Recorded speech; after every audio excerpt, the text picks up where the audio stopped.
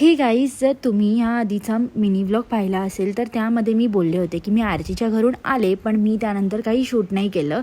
पण नंतर मला आठवलं की मला एका होमग्रोन बेकरीनी काही केक पाठवले होते. ते पालघरवरूनच आहेत.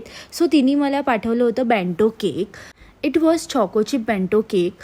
दिसायला खूप क्यूट होतं. त्याची टेस्टसुद्धा खूप फ्रेश होती. It was like filled with choco chips. आणि त्यासोबतच तिने मला जार केकसुद्धा पाठवलं होतं. जार केकमध्ये मला सर्वात जास्त ते आवडलं की लेअरिंग वॉज ग्रेट.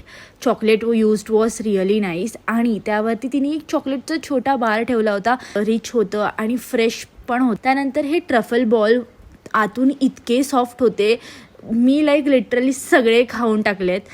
त्यासोबतच तिने मला ब्राउनी बाईटसुद्धा पाठवले होते, जे लाईक लिटरली कॅडबरी केकसारखेच लागत होते. मी इथे पॉप करीन कॅडबरी केक काय असतं ते, जर तुम्हाला नसेल माहिती तर.